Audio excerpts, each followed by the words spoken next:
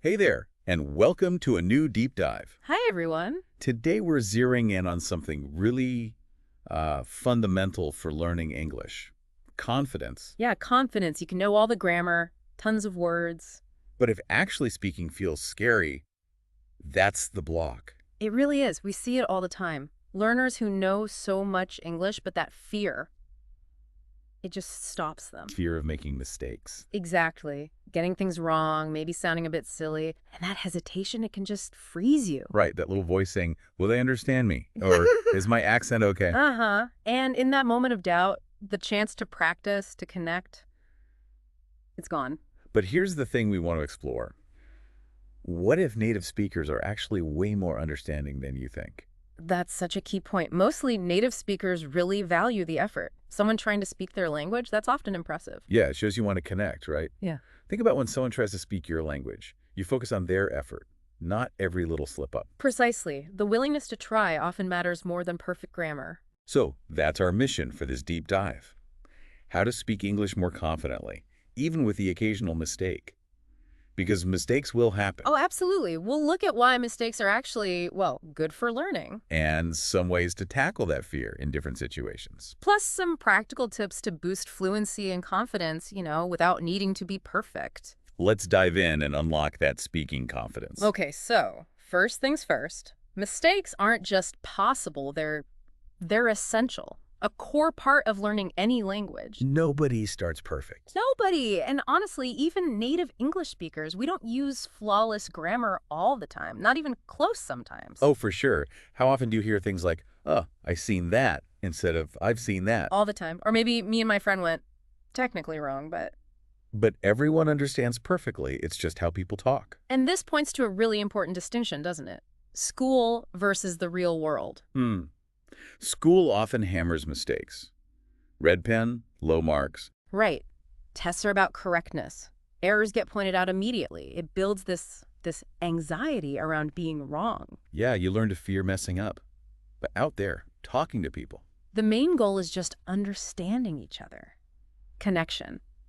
And like we said, native speakers are usually pretty good at getting the gist, even if the grammar isn't quite right. And more than that, there's often this real respect for learners. Trying to speak someone else's language, it shows you're making an effort to learn about their culture, to connect. People appreciate that effort. It's seen positively. Definitely. But that worry, that fear of making a mistake, Yeah. it can feel huge, can't it? Oh, yeah. Learners get stuck inside their heads, analyzing every word, every verb tense. While the conversation just moves on without them. It's a real catch-22. You focus so hard on avoiding errors that you end up not communicating at all. Saying nothing. Which is the biggest barrier, really. Silence stops the interaction. Stops the connection. And crucially, stops the practice. You lose that chance to learn. Think about it the other way around. When a native English speaker tries to speak, say, French or Spanish. They're going to make mistakes. Yeah. For sure. Pronunciation, grammar, vocabulary. Of course. But often, they keep trying, knowing that making errors is just part of it. You stumble, you learn. That's the mindset shift we're talking about. Instead of, oh no, what if I make a mistake? Try thinking, okay, every mistake is actually helping me learn, getting me closer. Because it's true, isn't it? When you make an error, and maybe someone corrects you or you just realize it later, Yeah. your brain is learning. It's adapting. It's a bit like learning a physical skill, like dancing maybe. You'll Yeah. probably step on some toes at first, right? Get the timing wrong. But each time you try, your body learns the movement, the coordination improves. So speaking even with errors helps your brain kind of absorb the rhythm of English. Exactly. It internalizes the patterns, the flow.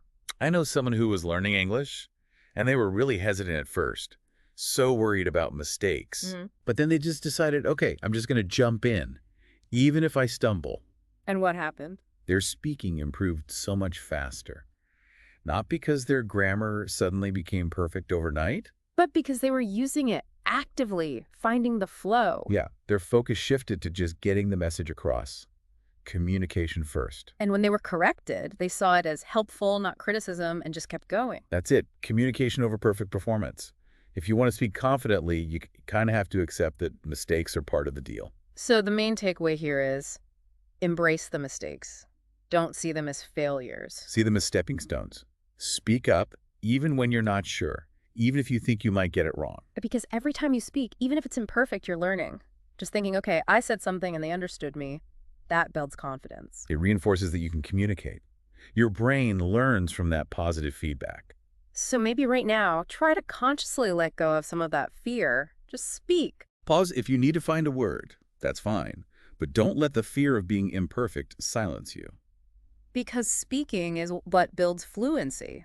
It's the engine. And remember, native speakers really aren't expecting perfection. They appreciate the effort. So try to have fun with it. See mistakes as, growing pains, part of the adventure. Absolutely. Yeah. Make that active choice. Speak even when you expect to make mistakes. Even when you feel hesitant or a bit self-conscious, that consistent practice pushing through the discomfort. That's how you get comfortable. It's the most direct path. Think about it. Many of you listening probably understand English really well.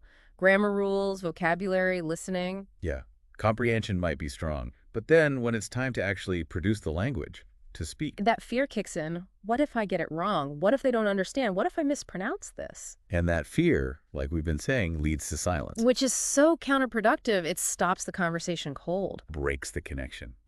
And you lose that vital practice opportunity. It's a strange paradox, isn't it? Knowing English well, but being blocked by this need for perfection. Perfect grammar, perfect words, perfect pronunciation, all at once. It's an impossible standard. And it's crucial to remember, imperfection is normal. Native speakers aren't perfect either. Right.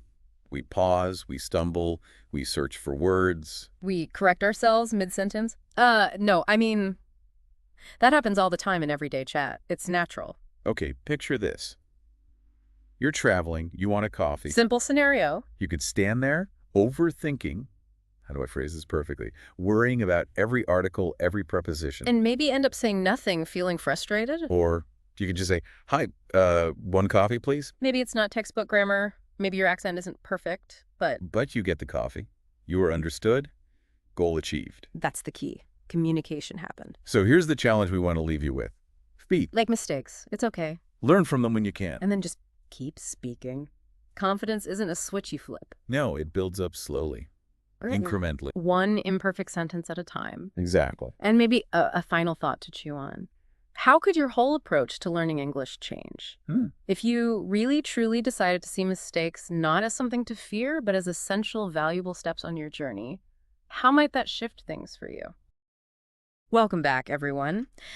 So last time, we really dug into this idea that fluency isn't this destination you suddenly arrive at. It's more like, well, building a path one sentence at a time, even the imperfect ones. Exactly. And that leads us right into today's focus, which might feel a little counterintuitive at first glance. Which is? Well, it's this. You don't need to wait until you feel fluent to actually start speaking. Speaking is how you get there. Oh, okay, yeah. Like going to the gym, right? You don't wait until you're magically fit to walk in the door. Precisely. You go to get fit, the action itself produces the result. And it's honestly the same principle with language. You have to, start talking. Right. But that's where people often get stuck, isn't it? That inner voice. Oh, absolutely. Those thoughts like, my grammar's just not good enough, or I sound terrible when I speak. Maybe even I just don't have the words. Yeah, those are real barriers. They can feel like walls sometimes. They really can. But what if we, tried to shift that mindset just a bit? Well, instead of aiming for perfection, which is, let's be honest, kind of impossible, what if you framed it as, okay, I'm a learner. It's supposed to be imperfect right now. Okay, embrace the learning part. See every conversation, maybe even just attempting one, as a kind of win. Exactly. A win.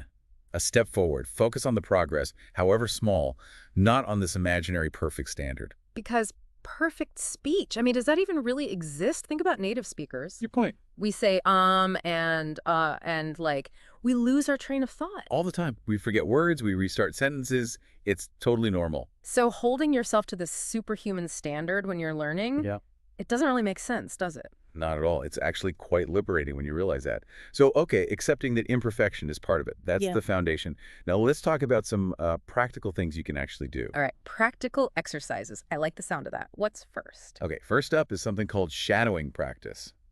Sounds a bit mysterious, maybe. A little bit, yeah. Explain that. Sure. So the idea is you take a short audio clip or video, ideally with subtitles, especially at the beginning. Okay. And you basically repeat what the speaker is saying word for word as closely as you can. You're trying to match the rhythm, their ups and downs, the intonation, even the emotion, if you can. Ah, so like singing along to a song, but for conversation. You're mimicking everything. That's a great analogy. Exactly like that. And look, you might not catch every single word or understand all the grammar right away. That's fine. That's not the main goal initially. Not really. The first goal is just getting your mouth used to making the sounds, getting the flow right. It trains your mouth muscles, tunes your ear. And builds confidence, I imagine, actually making the sounds out loud. Definitely builds confidence. It's a physical thing as much as a mental one. So the action step is find a short video, maybe a podcast clip you like, something engaging. Yep, something you actually want to listen to. And just give shadowing a try, even for a minute or two. Okay, cool. Now, you mentioned another exercise, one that people might find a bit awkward. Ah, yes, the classic, recording yourself speaking. Right. Nobody loves hearing their own voice, do they? It's true. There's often that cringe factor. It's really common, actually. But stick with me here. Okay, I'm listening. The exercise is super simple. Just record yourself talking for maybe, say, 1 or 2 minutes a day. About anything. Literally anything. What you did today, your opinion on a movie, what you had for lunch, your goals for the week. It doesn't need to be like a formal speech. Just talk. And the point is? The point comes when you listen back. Maybe not immediately, but over time.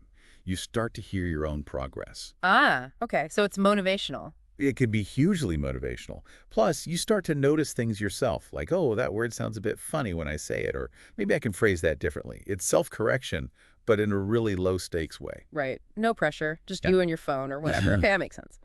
What's the third one? This one you can weave into your day really easily. It's basically talking to yourself. In English. Yep. Out loud as you're doing stuff. Yeah. Walking down the street, making coffee, tidying up. So instead of just thinking, I need to wash the dishes. You actually say, okay, I'm going to wash the dishes now. Let's start with these plates. Something like that. Okay. I can see how that might feel a bit strange at first. Oh, it probably will. Totally normal. But what you're doing is you're practicing thinking directly in English. Okay. You're bypassing that translation step in your head. Ah, okay. You're building that mental pathway. Exactly. And honestly, that initial awkwardness, it fades pretty quickly once you get into the habit. It becomes more natural. Right. So those are 3 great solo exercises: shadowing, recording yourself, talking to yourself. But eventually you need to talk to other people, right? That's the million-dollar question, isn't it? Who do I practice with? Yeah, it's a big hurdle for a lot of learners. For sure. But the good news is there are heaps of options now. More than ever, really. Like what? Well, you've got language exchange apps, Tandem, HelloTalk, ones like that. You find someone learning your language, they help you with English, you help them. Win-win. Okay, that's one route. Then there are online tutors, platforms like italki or Preply. You can find teachers for one-on-one conversation practice, often quite affordably. Right, dedicated practice time. Exactly. And don't forget speaking clubs. Lots of them are online now using Zoom or similar, so you can join from anywhere. Good point. And maybe even just starting your own small group with friends or classmates. Absolutely. Be proactive. The key thing to remember here is you don't need a perfect speaker to practice with. Oh, interesting. So talking with other learners is still valuable. Hugely valuable. You're both in the same boat. You're both figuring things out. It's practice. It's connection. It builds confidence together. Don't underestimate that. Okay, that's really encouraging. So let's say you're in a conversation, maybe with a native speaker, maybe another learner, and you make a mistake. Someone corrects you. How do you handle that without feeling, discouraged? Yeah, that's crucial. It can feel a bit deflating sometimes. My advice: have a simple positive phrase ready. Like? Something easy like, oh, thanks, I didn't know that, or, okay, got it, thanks. Smile. Acknowledge it briefly. And then just move on with the conversation. Don't dwell on it. Try to see that correction not as criticism, but as useful information. Like a little gift, really. A gift to help you improve. I like that framing. It helps you grow, right? Yeah. So try not to let it knock your confidence. Easier said than done sometimes, I know. But it's a helpful mindset. Definitely. Okay, so we've covered mindset, solo practice, finding partners, handling mistakes. Let's kind of wrap things up. What's the big takeaway here? I think the absolute core message is about action before confidence. If you sit around waiting until you feel 100% confident to speak, Well, you might be waiting a very long time. Right. The confidence comes from the doing, not before it. Precisely. It's like a cycle. Every single time you push yourself, even a trainee bit, to speak English. Even if it's just a few words at the shop. Yes. Even that. Or greeting someone, trying to order food in English, joining an online chat, leaving a voice comment. All these little actions build that confidence muscle. Recording your voice, like we said. Maybe even starting your own little podcast. Maybe. Okay, so the point is action. Small actions, consistently. That's it. So just to quickly recap the main points for everyone listening. Okay. 1. Speak now. Don't wait for fluency. Speaking is the path. 2. Aim for communication. Forget perfection. 3. Growth happens when you speak, especially when you feel unsure. 4. Use those tools, shadowing, recording, talking to yourself. 5. Actively look for chances to talk to others. And 6. Remember that confidence is the result of taking action, not the prerequisite. That sums it up really well. It's about starting and keeping going. Absolutely. And just remember, mistakes really do mean you're learning. Every time you open your mouth and try to speak English, that's a win. Every sentence, perfect or not, gets you closer. Fantastic. That's such an encouraging way to end this part of our discussion. Thank you so much for breaking that all down. I hope everyone listening feels a bit more empowered to, well, just start speaking. Me too. It's all about taking that first step. Absolutely. Thanks again. And for everyone listening, thanks for joining us. Next time, we'll be shifting gears a bit and diving into some strategies for really expanding your active vocabulary. So definitely join us for that.